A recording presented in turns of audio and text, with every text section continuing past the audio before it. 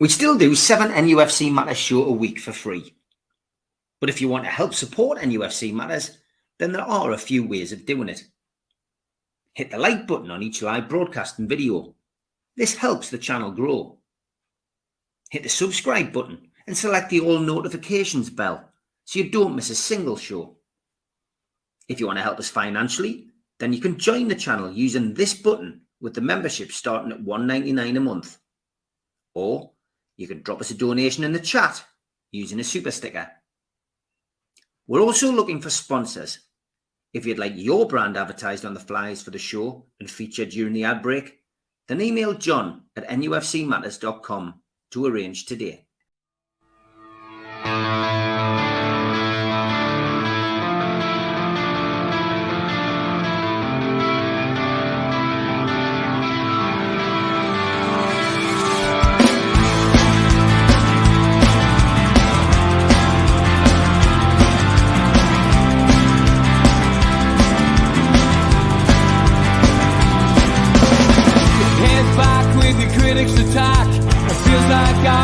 Talking to myself again, but it's the only way you're ever gonna learn. You look back and it's all in the past. I'm dwelling on the thoughts I cannot say to you. If I don't say the words that make...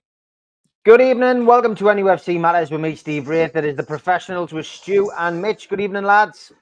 Good evening. Good to see you. I'm going to take my rightful place in the middle, and here we go. Plenty to talk about, as always, over the next hour. Got any questions, chuck them in the chat. Good evening to everybody in the chat. Newcastle United, another clean sheet, another win, Stu, against Burnley, 2-0. And wasn't without cost, unfortunately. Anthony Gordon got that yellow card, which takes him out of the West Ham game next week. And Joe Linton, who'd put in a great performance midweek against Man City and was playing well yesterday, limping off as well. So, bit of a downer for us on the injury front. And, of course, Callum Wilson and Sven Botman both ruled out yesterday's fixture, looking as if they're not going to be back till the end of November, which I know sounds like doom and gloom, but, we have got an international break in the middle of all of this. We've got PSG Wednesday. We know the lads won't be playing in that. Then we've got West Ham away. Then we've got that little break. Comes at the right time for Newcastle. But, yeah, just look back at yesterday's game, Stu. Well, I think they got the job done comfortably without really having to go through the gears. I think if the second goal had come earlier, they would have won a lot more convincingly. But as it happened, there was about 50 minutes left and they seen it through. They knew what they had to do. They just seen it take the game out. Burnley offered very little, but we didn't give them many opportunities to offer anything. So, again, that's credit to the players that are on the pitch, and that's the whole idea of having a squad. Yes, we've always had a squad, obviously, but now we're a squad with more talents. So, and it's going to get used because there's always going to be little niggles and strains as part of parcel of playing football twice a week. We're not the only ones that are struggling with it or affected by it. Say, Arsenal have got troubles, Man City have got troubles, Man United have got troubles, so it happens. And as the seasons go on, our squad will only get stronger, and we'll be all right. If you take into consideration that, look at the players who weren't playing. This is still a Premier League game, and we weren't really bothered by Burnley at all. We didn't have to go all gung ho and charge them down. They did enough, and for me, I think they were conserving energy more than anything else. Especially once the second goal went in. But with regarding the injuries, there's that many different stories coming out. That person's out for 1 week. That person may be back on Wednesday. That person's 2 weeks. That person's 2 months. All I'll do is I'll trust the medical team will give the best treatment available and then advise anyhow on the timelines. And I'm sure he'll act accordingly on the information he's been given because he's always appeared to have the players' welfare first and foremost. He gets to see the bigger picture. I don't think he's the type of manager that would place someone who is to risk them where they could get injured and be more long term. He likes to nurse them back properly and get them fully fit to play. But looking forward, the team of wins will probably pick itself if all those who are out. And then we've just got one change to make if everyone gets through that unscathed for next week against West Ham. So for me, it was great job. It was another clean sheet. That's 5 in a row. And hopefully on Wednesday night, we're talking about 6 clean sheets in a row. So you can't complain at all. Yeah, Tom, it's definitely the international break that those two are out, mate. But Willock, I think, will be a little bit later, according to his press conference on Friday. He said that he would be back at the end of October, and then he'd need to get fit. So Willock's still a bit of a concern, because you've got to remember it's not been one injury, it's been two for him. So he'll be definitely taking his time with him. And by the way, well done, Europe. What a Ryder Cup that's been. I've managed to watch most of it over the weekend, and a comprehensive win. It did look as if America were going to make a fight of it today, but yeah, it's great to see the lads holding up that trophy and winning it outright today. So Mitch, yeah, good result yesterday, solid result. Absolutely. I mean, professional performance, we put them away. Really didn't need to find another gear, and I think there was another gear at least in there if we needed it. Not too upset about the Gordon suspension. One, it gets it out of the way. Yeah. Yes, it was a silly booking, but it also makes Eddie's mind up on team selections. He certainly doesn't have to think, do I rest him and then play him against West Ham? Well, you play him in the next game and you tell him to give 120%, and then he's got a week off anyway. You don't have a choice then to make. And so in some respect, I'm not that overly bothered by it. I think let's see how the other injuries work out, but Joe Linton would be a blow. And it certainly looked like a hamstring, and that bothers me. You can't take a risk with those at all. Which is probably why we're also being careful with Wilson as well, because he's got a history of having marshmallow muscles and licorice ligaments, hasn't he? So he has to be really carefully handled in terms of the minutes he gets. But at that, just look at all the positives. I mean, we look comfortable. Another clean sheet, another 3 points. Everything's rocking along quite nicely. Thank you very much. Pope had a good display and goal. He did what he needed to do when he was called upon. I don't think we ever looked anything other than favourites for the game all the way throughout. Yeah, definitely agree with you on that score. And I've got to be honest as well. I am going to pay a big compliment to Jamal Lascelles, Stu, because we've talked about the centre halves situation, and there's this feeling amongst the fan base, that without Botman, we're going to concede goals. 2 games now this week. Lascelles and Dummett played alongside each other on Wednesday night against the treble winners, European champions, and kept a clean sheet. And then Lascelles came in yesterday, did it all again yesterday. Alongside Fabian Schär. And you guys on this show have been the supporters of Lascelles consistently throughout, the times where a lot of people have been hammering him and saying, get rid of him, get him out the club. But he's consistently proved in the last 2 games that he's learned. He's now, probably the best thing to say is he's been Eddie Howe. It looks as if he's gone through a Joe Linton kind of transformation, because he's doing things which he normally wouldn't do. He wants the ball. He looks confident. He's winning the ball in the air, which he's always been able to do. I don't even think it didn't even look like he had a mistake in him in those 2 games. He has been transformed, and you guys have stuck by him. And I'm not as concerned now having Lascelles in that centre half position as I was.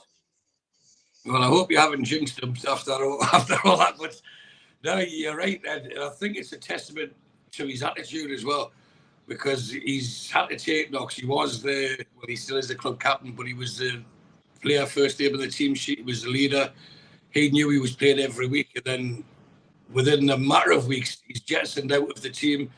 The players, in essence, really do look up to Trippier as the leader now, and they try to keep him happy by forming this senior squad thing where they can go to a little club with him and Dan Burn and a few other ones, like Callum Wilson, etc. But it looks to me that he's kept his head down. He's worked hard. He's looked at areas he needed to improve, because through the last few months of the Steve Bruce reign, he wasn't the only one suffering, but with him being the captain, the spotlight's on him more. And, he was trying to pull players from here to there, and he couldn't focus on his own job. Or he give less attention to his own job. And now he's in a well-drilled unit. I think he's learned. I don't think you can see visibly. He's learned to control the ball better, to be more composed with it, not to panic. Passing's improved immeasurably, and he even had that bit bother in the town a few weeks back, and he seems to have taken it in his stride, and he's accepted his role within the squad now. And yeah, you're right. We've both been advocates for not to play because Shaw and Botman have formed a very formidable partnership. But for me, I think he's an able jeopardy. I wouldn't want him to be playing there all season. But if you look at the games he has played for us since Eddie Howe's come in, I know people were pointing the finger about the tweet that I said put out last night, that he didn't have a good game against Sheffield Wednesday in the Cup, but not many people did in that game. But he's the one that didn't give Holland a sniff, and not many centre-halves can say that. Now, again, consider that he hasn't had any real game time. He's not playing in the reserves or the 23s, whatever they're called. He's just bobbing about the squad, and when the changes are to be made by Eddie Howe, they're normally the forward player. You don't often get a centre-half just for the sake of it. So his time has been limited to come in and put the shifts he has put in. Like you say, against Man City and against Burnley yesterday, I think he deserves every accolade he's getting and all the credit to him. And I really hope he has a massive game on Wednesday. And from what he's put himself through, or what he's been put through, as I said earlier, mentally, I think it's a massive thing for him to be walking out leading that team on Wednesday night to the Champions League, and I think it's thoroughly deserved for him. And I, for one, will be applauding the fact that he will be leading the team out this week. Yeah, Mitch, like I said, you guys have supported him. You haven't joined, the witch hunt against him, to get him out of the club, which has been quite a few people have said it, get rid of him, bring in a centre half. It should be the priority. But, like we've said time and time again on here, Eddie Howe works with the players day to day. He knows what he's got in that dressing room. And, fair play to Lascelles. He's come out and he's proved his doubters wrong. Don't think it was a witch hunt as such, but there was a definite, in my opinion, disrespect for who and what he was and what he had and what he could do. There just seemed to be a clamour. We need a right-sided centre-back. Well, we've got one. He's there, and he's actually technically the club captain. And Eddie seems happy with him. And now he's proved his worth. And I thought his post-match interview yesterday, I don't know if you saw it, was very mature, very level-headed. Just what you would expect from a captain. Mm-hmm. And so it was very pleasing to listen to. And you know what? Yeah, like Stu says, he didn't give Haaland a kick. There's not many players can say they've done that. And he's earned his right to lead the side out if indeed he's picked for Wednesday night against PSG in the Champions League. And he deserves that. And he should rightly feel proud of that. And having seen bits of PSG this season, there's nothing to fear there. Dealing with the Premier League's hard enough, thanks. And so going forward, I think Stu's right. He's not one of the pairing for all of the season. I think when the minute Botman's back, he comes straight back into the team. And he's formed such a good partnership with Shea, and they make that perfect right-left balance that it's difficult to see why you would keep Lascelles in if Shea and Botman are both fit. But as we've said, and as I was corrected by somebody recently, thank you for that, by the way, we could play up to 63 games this season, and everybody's going to play their role. Everybody. And so, as we've seen, our squad is stronger in depth than perhaps I think even we realised it was. Okay, lots of questions coming in, lots of points being made about the VAR decision yesterday, which of course didn't involve Newcastle. What do you think of yesterday's decision with VAR, says Tom? John says, if that Liverpool decision had been for any other club, excluding Man U, would PGMOL's statement have been released before you could put the kettle on? Or am I just being a miserable old cynic? Well, the statement that he's talking about is this one, and I will just go to it. It's PGMOL acknowledges a significant human error occurred during the first half of Tottenham Hotspur versus Liverpool. The goal by Luis Diaz was disallowed for offside by the on-field team of match officials. This was a clear and obvious factual error and should have resulted in the goal being awarded through VAR intervention. However, the VAR failed to intervene. PGMOL will conduct a full review into the circumstances which led to the error and will immediately be contacting Liverpool at the conclusion of the fixture to acknowledge the error.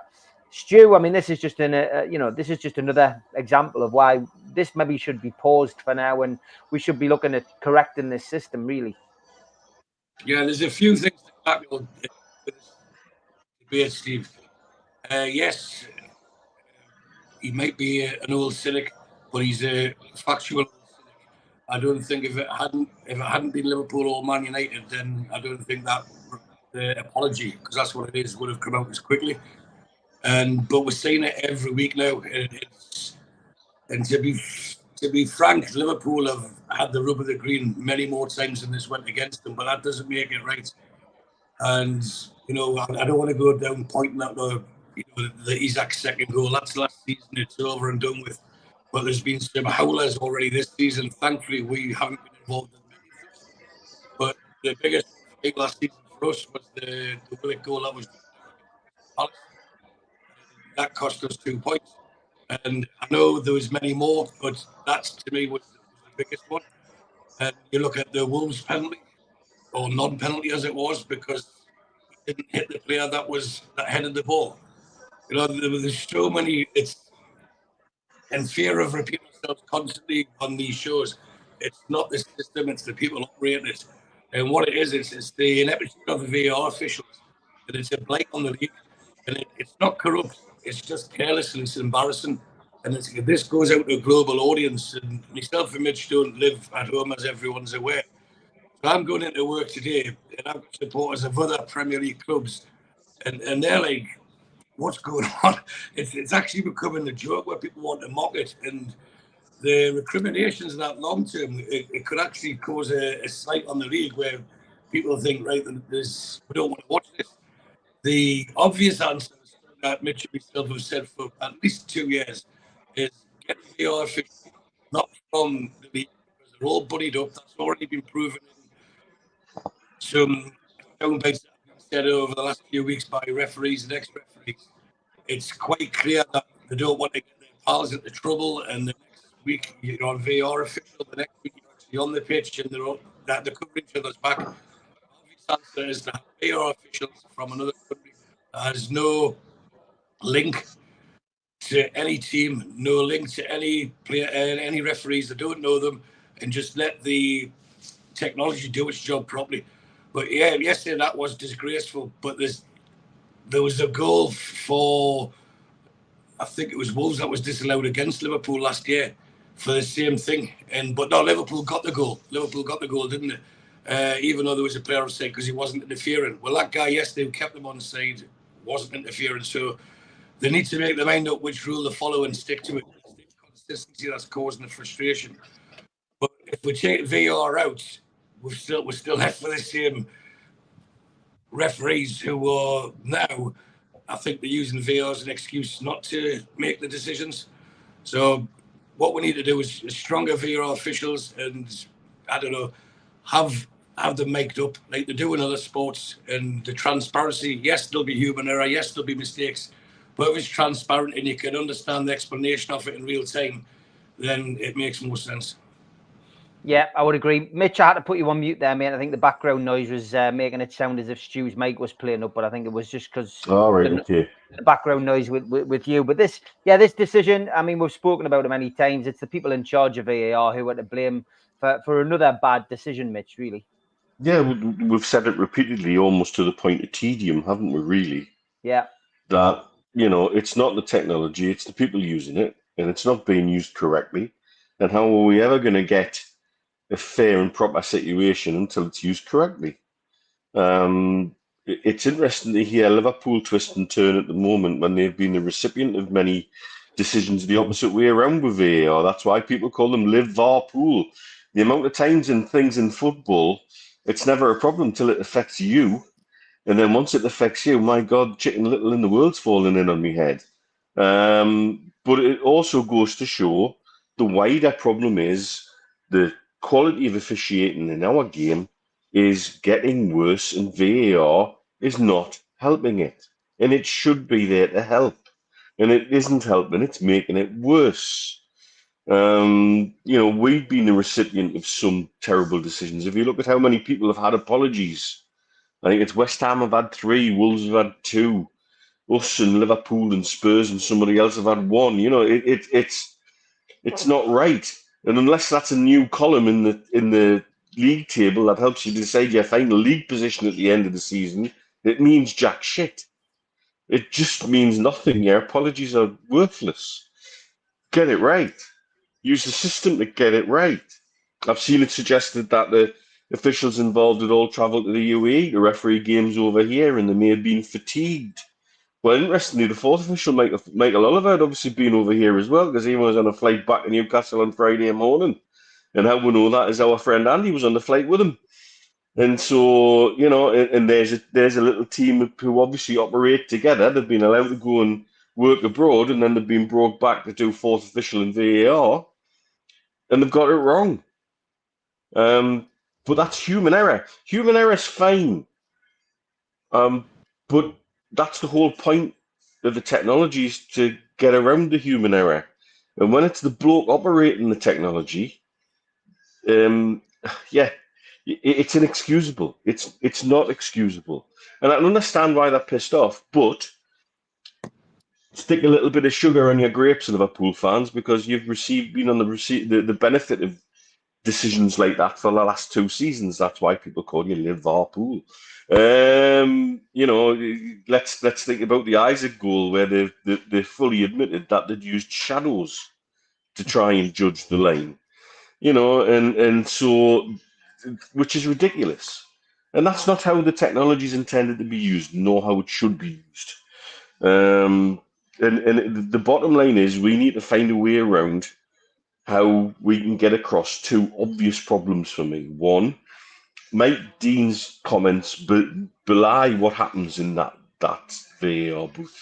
They are protecting their mates, and they want to protect their mates, and he's pretty much said as much, even though he can deny that as much as he can now. He can't. Words are there. You said them. You can't reel him back. And 2, there's just a massive level of incompetence, and it's sheer incompetence. When you see someone and they're looking at things from 10 different angles, and it takes 3 minutes to make a decision, what's clear and obvious then? There's nothing clear and obvious then. And the problem with that decision at Liverpool yesterday is it changes the entire game script. Do 2 people then get sent off? Probably not. Does it end with a last-minute winner, own goal, when a team with 9 men are desperately defending and deserve a bit of credit for it? Probably not. And that's the problem with it. It's not just a small passing incident. This is something that changes the entire complexion of the game and changes the entire complexion of the season, potentially, for some teams. If that was a team, for example, let's fast forward this to April, and that's somebody in the bottom 3, and they miss out on 3 points because somebody in the VAR booth has absolutely made a massively clear error, and they get relegated, there's no amount of apologies that are going to save that club. There's no amount of apologies that are going to put money in their coffers. And that's why it's really very, very difficult to square the circle at the minute, because it's just not doing what it's intended. No, definitely not doing what it's intended at all. It should have made the game simpler, and we shouldn't have been having all of these farcical events. But absolutely crazy. It really, really is crazy. Okay, we are just about halfway through the show, and I know Stu likes to go and have a break, so it is time for the ads. A big thanks to all our sponsors: Skips and Bins, telephone 0800 25 45 25 3, email inquiries at skipsandbins.com, website www.skipsandbins.com, easy contract free and pay-as-you-go waste collection. A big thanks to Mr. Vicky's Sauces, handmade in Cumbria. You can order yours today by emailing info@mrvickys.co.uk or telephoning 01768 210 102, or go to the website mrvickies.co.uk. A big thanks as well to United Group Travel. They are a UK coach holiday firm based in Morpeth. For just £30 deposit, you can book a trip across the UK. There are no strangers on their buses, just friends you haven't met yet. They are taking bookings now for 2024 tours, and you can call them on 01670 632 460 or mobile 0791 666 4174 or 07957 141 654. Big thanks to Media Arts for all the help with the video side of things. And a big thanks as well to New Workwear. You can find them at newworkwear.com. Please subscribe to the channel. All you need to do is hit the subscribe button. It's free. Hit the thumb up under the video to like the video and click share to share to your other social media. We're also available as a podcast on iTunes, Spotify, and other podcast providers. If you want to help the channel financially, why not take out a one-off £25 membership? What do you get for your money? You get a scarf, you get a pen, you get a membership card, and a cup, and you get entry into the monthly draw. How do you do it? Go to NUFCmatters.com. If you've got a smartphone, put your smartphone over this QR code, and it will take you straight there. We also support the food bank on this channel. How do we do it? We do it virtually. NUFCfansfoodbank.co.uk is the website. If you want to make a virtual donation today, go to that website and you can top up what they collect at the food bank outside the ground. We always advertise events on this channel as well. If you've got an event to advertise which has got a Newcastle United theme, please let us know. An evening with Frank Clark and John Gibson takes place at the Irish Centre. Tickets are £15. NUFCmatters.com for your tickets. The Tyne Theatre and Opera House are holding an event with Keegan, Beardsley and Waddle, the class of 84, 25th of January 2024. And you can book now 0844 249 1000. That's 0844 249 1000. If you go to NUFCmatters.com as well, we've got a couple of raffles ongoing. The Alan Shearer signed ball raffle, £1 a ticket. And the Kieran Trippier picture, £1 a ticket for that as well. And once the tickets are sold, the draw will be done. We've also got some T-shirts, which you can buy. The latest one, the latest hot seller is this one. Geordie's on tour. I've never seen a Mackham in Milan T-shirt with all of our Champions League fixtures on the back. Get yourself to NUFCmatters.com. Buy one today. And don't forget the Northeast Brekkie Show, 7 till 9, Monday to Friday on tuneradio.co.uk. You can also get us on DAB Radio, smart speakers, app, and online. Okay, welcome back to NUFC Matters. Sutty, thanks for your question. Have you heard anything on what Betting MGM might be giving us now that they've partnered with NUFC? Has there been anything about that, lads, either of you? I haven't got any specific figures. No. Nothing my end either, mate. Okay, so the answer is no. But if we do find out anything, I'm sure that I'm sure that the lads will let us know in due course. I want to just mention Yankuba Minteh because Craig's mentioned this a couple of times. He's messaged on some of our videos about it as well. But the kid is, doing quite well out there, and I think he's going to benefit from that time away, isn't he, Stu? In Feyenoord, and when he comes back, I'm sure that Eddie Howe will have a look at him and make a decision as whether he can have the same kind of effect in the Premier League. But he's a young lad, but he's certainly doing well on loan, which polar opposite to Garen Coal. Didn't get the opportunity in Scotland, didn't seem to take it. And of course, everyone was, talking, about high things for him when he first came. But yeah, he does seem to be doing quite well. Yeah, you've got to look at each player on their individual merits. And this lad's hit the ground running. Some footballers do that. Some take longer to blend into new surroundings, etc. But he's obviously a confident fella and enough belief in his own ability. And the Belgian league's not really the best league in the world, but it's still a competitive league. So give him the season there, and he'll get. He's only a Ben, isn't he? So he's going to get bigger. He's going to get stronger. He'll fill out more. He'll become more streetwise with how centre halves treat them, especially now he's making a name for himself. Because with him just coming out the scene, he's got that where no one knows what he's going to offer. But then you just similar to Newcastle as we started last season, then teams try to find him out. He'll be more heavily marked now, and I think from what we've seen so far, it's only going to be a benefit to Newcastle United long term, and hopefully his progression stays on the rise it's on, because that will benefit us. And I'd like to see him come back next year. If we brought him back now, as some people suggested, I'm not even sure we can. In fact, I'm quite certain we can't. But if we did, he'd only be playing third fiddle anyway, and there's no benefit of that.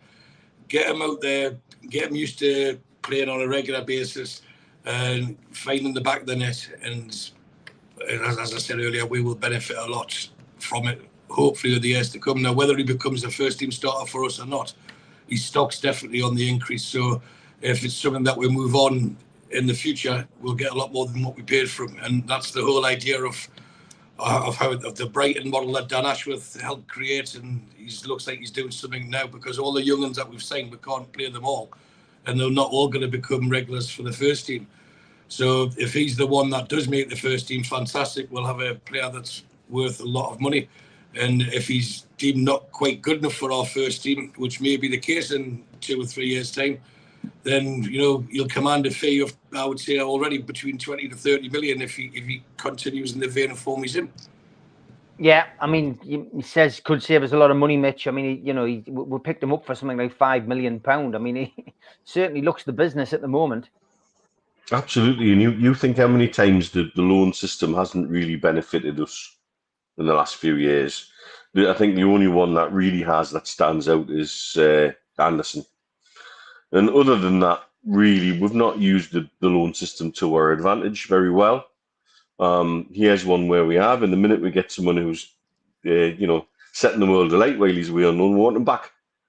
Well, let him develop, let him do his thing, because he really does sound like he's pulling up trees across in Holland at the minute, and that's fantastic, because we benefit from that in the long run. We either benefit from that, from getting the complete player back who can drop into our first team squad, or a young man who's worth 3, 4, 5 times what we paid for him, and it helps balance the books with our FFP. It's a no-lose situation, really. So we let him do what he's doing for Feyenoord and enjoys his time there, and come back a better player, and then we benefit from it whichever way it goes from there. That's how big teams do this. And again, it's this change to our mentality about being a big club and understanding how we can use these systems to the club's benefit in every way, shape or form. Chelsea have done it for years, Man United have done it for years, Man City have done it not so much in the last few years, but they have. And so we need to be good at developing our own talent and using other clubs to help us develop that talent. And that's win-win. It doesn't happen very often. No, definitely doesn't. But absolutely fantastic to see he's progressing. Let's hope he continues in the same vein, and we get him back to Newcastle, a player full of confidence for next season. Could save us a lot of money, as the lads say. A lot of people asking lots of questions. John says, could the night game atmosphere at St James's be the key to the outcome versus PSG?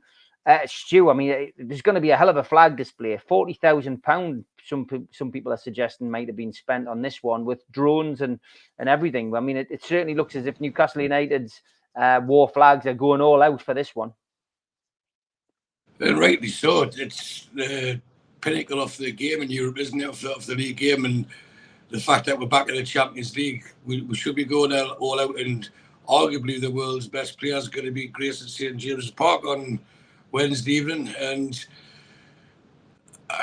it's one of those where I just wish I was back home for it. There's so many. I mean, every game I want to be there, but when you have the games like this, it was similar to feeling to the semi-final last year against Southampton. It's a game I really, really wish I was at, and just got to accept that I'm not there. But I'm not jealous, envious of all those who will be taking the place in the ground. Regarding the flag display, I wouldn't expect anything else from war flags. Now, the only thing I'm disappointed with war flags, and I hope someone who's involved in it is watching, is a few times I've asked for donations, but when I've tried to click on to make a donation, it has to be through PayPal, and I don't have a PayPal account here in Bahrain. So if there was another way of paying, I'd be quite happy to be able to pay into it, and I'm sure they'd get more money from overseas as well. But that's just a personal thing. But going into Wednesday's game, I know a few people are wary that Mbappe's playing. Well, we should be wary, but they should also be wary, as you mentioned, Steve, the night crowd. There's nothing like St James's under the lights in English football, I don't think. And as long as the fans stay with them, it'll be a different type of game. There's a phrase I used last week when I said confidence is a commodity it's hard to find and it's harder to keep. But at the moment, we've got, I would say, two players that are exuding confidence, and that's Trippier and Anthony Gordon. And Trippier will be the one that will be marking Mbappe. We've got Lascelles, who's put two impressive performances in the last 4 days. And we've got Bruno now, who, going back to one of our famed phrases, form is temporary, class is permanent. He's now coming back to being the ball demanding, dominant best, and he's finding the passes and he's got a spring in his step and he's not looking like he's angry with everything. He's enjoying his football again, and then we've got the pace of Gordon. We'll have the pace of Miggy. Put him into confidence. He scored 2 goals in the last 2 games. So, and he crossed the ball twice with his right foot yesterday. So although we've got injuries, we've got so many things going the right way and will continue to go the right way. And I think every single person who was off the black and white persuasion on Wednesday, well, come Thursday morning, not many of them will be able to speak. I'm sure they'll shout and sing themselves hoarse and back the lads. It's a game we've all waited for 20 years for, to have the European Champions League back at St James's Park. And I know that the War Flags will make it a memorable, even more memorable occasion. And the drone display, I'm sure, will be fantastic, and I'm sure the flag will be special as well, the big surfer. So the countdown starts now, doesn't it? You're just counting down the hours, and you wake up, it's like Christmas Day, 1 more sleep, 2 more, or 3 more sleeps, 2 more sleeps. So we're getting there. And yeah, the fans can play a huge part, but in a positive way, but also in a negative way. If things aren't going our way, they need to stay with the team and not the moans and groans that sometimes can come in. Just remember how far we've come in such a short space of time, and these nights are going to be a regular occurrence if ownership has anything to do with it. So let's just enjoy this one and do everything that we can as supporters, especially those who are there to help the team get the result that I'm sure their efforts will deserve. Yeah, there's something about nighttime games, Mitch, isn't there? Nights under the lights, and this one brings back memories of Barcelona for me and Tino and that hat-trick. Absolutely, and other big games in midweek that we had in that time when we were in Champions League or the UEFA Cup regularly, and if you can't get excited and get up for nights like that, I don't know what you're doing anywhere near St James's Park, be that as a fan or a player. And for me, like I said repeatedly, we were the team in pot 4 that everybody would be looking at going, nah, don't want to go there on a Wednesday or a Tuesday night. I really don't. Because they know what's going to come at them. And it's not just about what comes at them on the pitch. It's about that atmosphere off the pitch and what the fans can generate and what the whole atmosphere at St James's Park can be like under lights in the midweek. It's not to be underestimated, and I think if it is £40,000 worth of display, it's £40,000 worth well invested. I'm quite sure of that, because it could be a real genuine difference maker. And while we're on talking about Bruno, can we talk about that chest pass he made at the game at the weekend? By the way, that was, is to quote Alan Partridge, liquid football. That was just pure quality. And there's not many people. Yeah, it's confidence, but also there's not many players can see a pass like that. Having the vision for that is pretty damn special, and he's coming into his own again, and at just the right time, just when we need him. We can talk about injuries and looking at negative things, but let's look at positive things. And we're getting the very best of Bruno, and he's just coming to his peak just when we need him. And I'm all for that, because that's the kind of player that will make a difference on these nights under the lights. Those quality players often then stand out that little bit more. Yeah, they certainly do. Can't wait. We'll get your predictions towards the end of the show. But a lot of people asking, about various players. Ian says Dan Burn needs to take a rest, fellas. He's been dreadful the last few matches. 4 left backs at the club, and he's the snail. He got smoked yesterday. And Ian Harper says, with the injuries on the left, would you move Miggy over to that side and Murphy on the right? So, yeah, Dan Burn getting a bit of criticism now. It always seems like there's one player that's going to get singled out.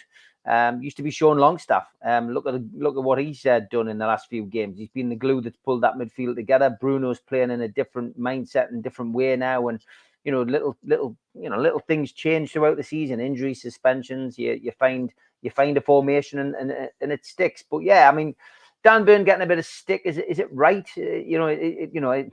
Is it right that he's getting stick? We know there's going to be rotation, Stu. But what's your thoughts on Dan Burn? Well, I don't think it's right to give him stick because he, more than others, or more than most, epitomises what playing for Newcastle means to them. The guy will literally die on the pitch if he has to save it, and he's been a big part of our success over the last 18 months. But when he was first signed, he wasn't signed. He was signed with the thought of, right, he's going to be part of this team that's going to help us stay up and keep us in the league. I don't think he was signed to, right, he's going to be our starting back when we're playing Champions League regularly. But through his own endeavour and commitment, he's forged his way into the team. Now, am I thinking, can we improve on Dan Burn going forward? Yeah, I'm sure there's areas of the team that we've all got ideas on. We think, right, that's ripe for improvement. And that was quite clear through the summer window, wasn't it? There were a lot of people who were saying centre-backs and left-backs, right wing. My best not to mention someone who plays for Scotland and has went on loan to Real Sociedad. So yeah, there is an area that we could upgrade. And am I nervous about Dembele running with the pace he's got Wednesday? Of course I have, but I've also got enough belief in Eddie Howe that he's done his homework and there'll be a strategy in place to limit it.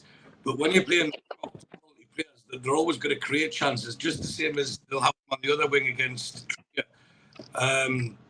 So should he get criticism? No. If he was just wandering around and then rolling over and throwing his hands up in the air constantly, then yeah, he's up for it. He should get criticism.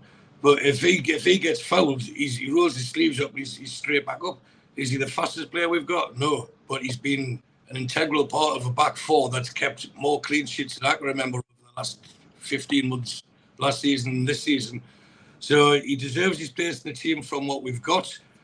Is it an area that I think we're better in the future? Then absolutely. There's only 2 or 3 areas that aren't in that team. So when he plays on Wednesday, and I'm sure he will be playing on Wednesday, and I'm sure I'll be one of those who will be proud as punch. Imagine that. We've already talked about Lascelles walking out onto the pitch. His chest will be puffed out, and the captain, the Champions League music goes. We've seen Murphy's reaction in Milan.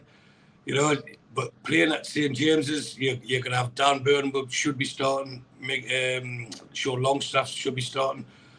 And these are things that dreams, and he deserves it. Whether he deserves to be left back next season, the season after, I know, but he deserves his opportunity this Wednesday. And I hope he's part of another back four that keeps a clean sheet again.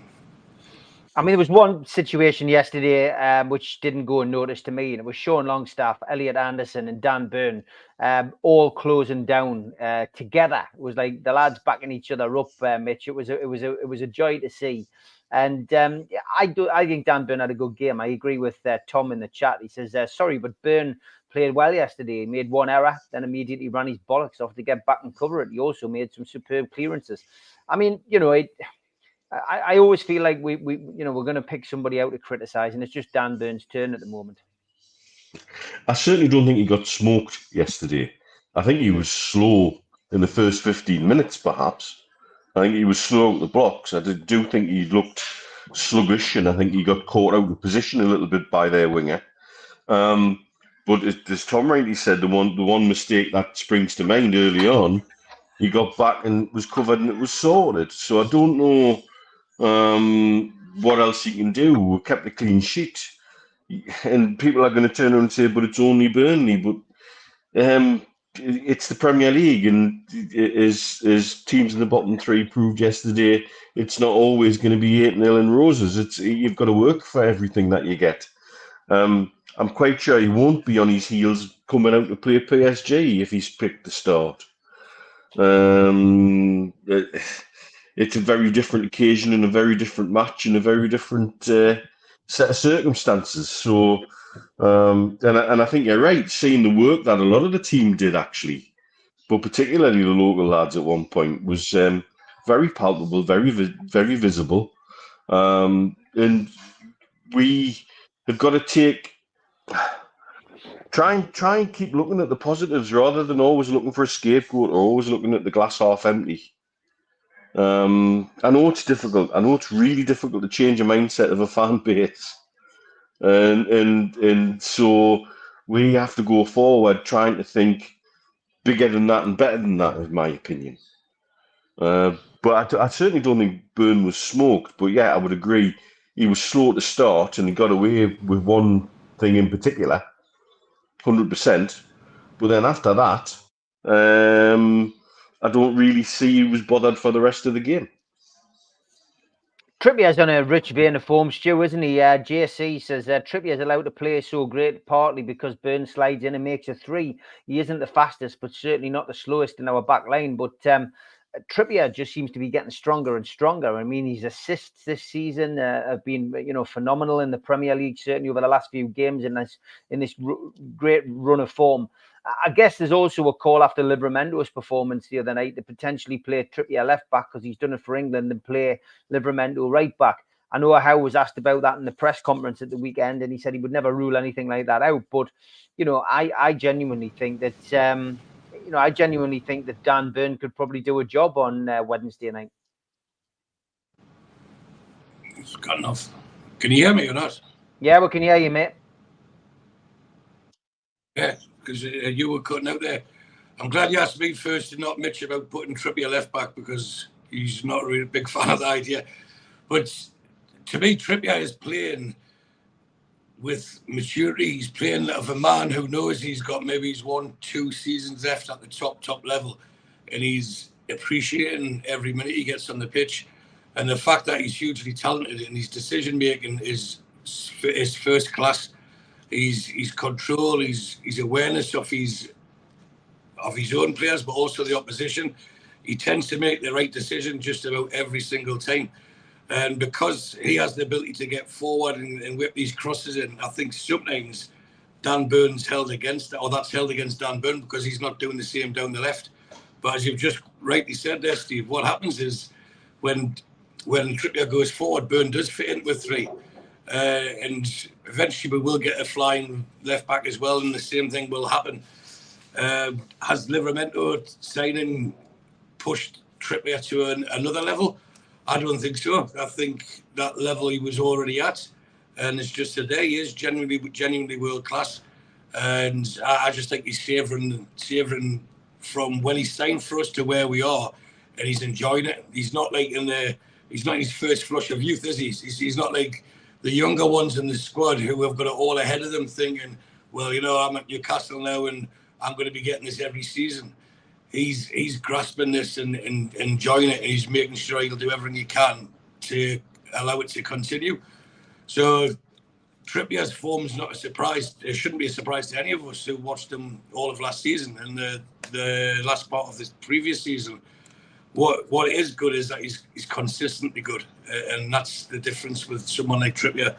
And if he does make an error, he's the first to put his hands up and he'll fix it. And he'll get back in, and he doesn't let it weigh him down because, again, confidence is key, and he's got a huge amount of confidence in his own ability, and rightly so. Mitch, does it anger you when people say you should play Trippier left back? Gets up me big. It just unsettles and unbalances the entire team. I just don't get it. I don't see the point. And Southgate hasn't helped by playing him there. I really think it's a nonsense when we've got so many options at left full back to then take your best right back and put him at left back. Yes, Tino Livramento had a fantastic game against City. He showed what he's capable of. He's Trippier's successor, 100%. If Trippier need to be rested or needs to be rotated, then I've got no problem at all seeing Tino Livramento come in at right full back. I'd be totally comfortable with that. Trippier's not going to play 63 games, is he? So You wouldn't think so. Imagine you play. You wouldn't think so. If he stays fit. I just don't get the point of shifting him across to left full back and unbalancing the team. You know, when we've got so many different options at left full back, but again, it's a similar argument to say what people are saying about putting Miggy on the left and bringing Murphy in on the right. I think you'd go the other way around because Eddie Howe seems to like this inverted winger thing. He seem to like these wide people to cut in. And I think it would suit more to leave Miggy on the right and put Murphy on the left, given how he's got we're playing. But yeah, it irritates a little bit because I don't see why you weaken the team by playing somebody out of position. Yeah, I would agree with you as well. I mean, why put a square peg in a round hole? You can do a job there, we know, but you're weakening your right-hand side if you're moving Trippier out of there. And we've got plenty of options. And I still think Dan Burn, because he's from Blythe and, he's a Geordie lad, he's going to want to play this game on Wednesday night. He's not going to want to miss the PSG game. And I don't think Eddie Howe would play without him. So it'll be interesting. It's going to be an interesting team selection. It always is. Especially with the injuries we've got, there's going to have to be changes. But one thing's for certain: after the train, Monday and Tuesday, Eddie Howe will have a clear idea of what he wants to do, and he'll pick the strongest team. That is the main thing. JC also says, anyone think Tonali is passing backwards a bit too much? Seems to lack a bit of confidence in what to do with the ball so far. I'll say no. I just think he's as cool as a cucumber, to be perfectly honest. I think the team, and I noticed this a lot yesterday, the team take pressure off themselves and keep possession by passing it back to Pope, Stu. I don't think that's just Tonali who does that. I saw Bruno on numerous occasions yesterday, just to calm things down. Could have played forward, could have bombed on, but instead stopped and passed it back to the keeper. I think it's something that Howe tells them to do. Yeah, they're definitely learning from the mistakes. If you look at their pass that Bruno attempted versus Liverpool, it turned him, bit him on the backside. Well, actually, hit Botman on the backside, didn't it? And then they scored from it. But with Tonali, the guy is a class player. I don't think there's any doubt about that. World class. Yeah, and he's still finding his feet within the pace league. It's different to Italian league. But what is key, and you've touched on it there, Steve, is ball retention. So yes, he's capable of pass through like Bruno did for Isaac. But if it's about risk and reward, and then when it's game management, and although he's only 23, he's mature enough in his ability to say, right, if I pass it there, I might lose it. If I pass it there, we'll keep it. And I think he was brought on to do that, just to show things up, keep it sensible, keep the ball, keep it moving, and make sure that we retain it. And I think he'll be playing on Wednesday. I think he'll form a midfield with Longstaff and Bruno on Wednesday. And I think Anderson will be the one that's unfortunate to miss out. So I've got no problems with Tonali at all. He's only going to get better. And from the first game, maybe he stole too high when he scored after a few minutes. We're expecting the next Paul Gascoigne. He's not that type of player. He's a type of player that's now looking at the team. He's an intelligent player, and he'd be looking at the team thinking, right, I now know what needs to be done. And the more he spends with the squad, the more the game's minutes he gets played and watches them, even when he's watching from the bench, right, I see what's required now. And I think he's going to be a huge player for us over the coming months. I think we'll be singing from the rooftops by the end of the season. I agree with Mark Byers here. He says some people see me get Tonali to fail. Let's not forget he came from the slower Italian league, still learning how his way he uses class, and will be superb for us. Yeah, Mark, and a lot of people agreeing with that. Yeah, Mitch, this guy is world class, and he's just going to get better and better, Tonali. Absolutely. Stu's taking the words right out of my mouth. Ball retention. He understands the implication of keeping possession, treasuring the ball, and you can only do something to hurt the opposition when you have possession of the ball. And if that means taking a couple of steps back to go forward, then that's what you should be doing. Mm-hmm. And that's, again, what good sides do, what top sides do. The treasure possession of the ball. And so I think the point he's come in from Italy and into a very different environment is a very valid one. Historically, players who come here from Italy struggle in their first season. You can see that across the board.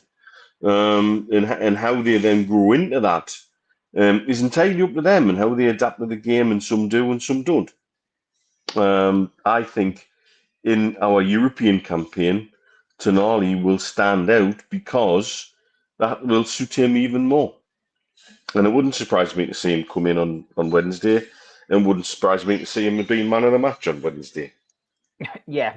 Remember Gordon when we signed him? Now he's our best player at the moment. You're right, Craig. 100% right. Okay, I am heading out tonight, so I need a prediction from Stu and I need a prediction from Mitch for the PSG game on Wednesday night. So over to you first, Stu.